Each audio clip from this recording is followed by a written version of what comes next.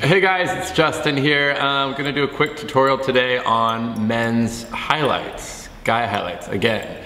I did them before and I'm gonna change it up a little bit. Last time I did just the tips of the hair. This time I'm gonna do it from the root up. Whenever I'm highlighting a guy with short hair, hair, does that one work? I don't wanna have bleach coming from the root. There's nothing worse than a guy with short hair looking like he has like stripy highlights, you know? So what I like to do is, obviously I need to use a little bit of bleach on somebody with light hair, but I don't want it to be coming straight out of the scalp. So I'm gonna use like a high lift tint at the base of the hair shaft, and then as I go through the tips, I'm gonna pull through like a bleach with 10 volume. So the high lift tint that I like to use on all of my blondes is the Framisi high lift tint. Is that the right way? Yeah. And I like to do a combination of SSC and SS Plus. Plus is just a booster, and the C has a tiny bit of an ash pigment. I like when my blondes have a little bit of a tone to it, so whenever you're using bleach, a lot of times it can just kind of take all of the pigment out of the hair and it just kind of looks like a fake stripe. So I want it at the base to still have a little bit of pigment going into the really bright pieces. And I do that within the same foil. So the high lift tint at the base of the foil, and then through the tips I'll do the bleach with 10 volume and fold it into the same foil. It just kind of creates like an ombre effect, I guess, where it's a little bit more natural going into a light color. When somebody's hair is really short like this on the sides, I'm never gonna highlight this side. Nothing's worse than seeing those kind of like tiger stripes on the side. His hair is light enough that I don't have to really worry about it. And again, if the highlights aren't coming out really, really blonde from the scalp, it's not gonna be too much of a contrast. I just want it to blend into the highlight, and I only want these pieces up here to be the blondest bit. When all the highlights are in, I'm gonna go through and just kind of pick my money pieces and just kind of paint a few balayage pieces just to get some more pop out of those. And keep it really nice and natural.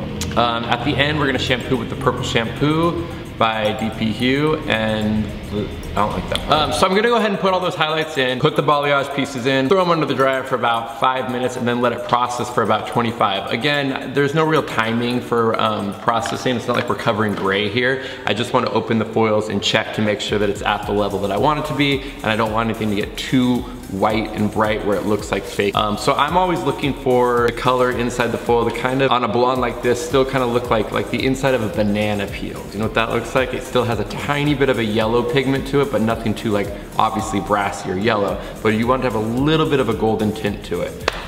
So here we go.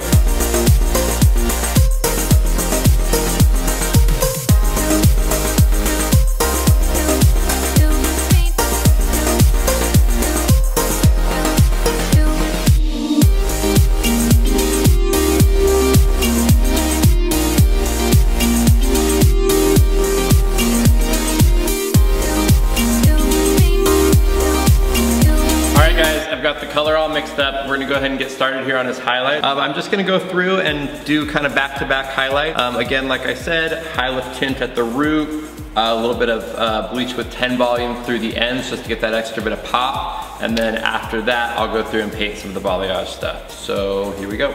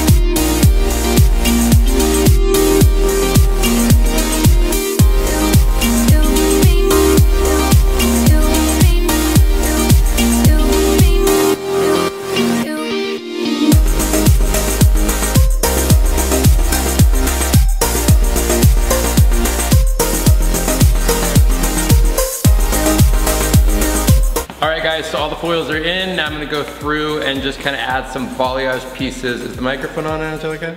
It is.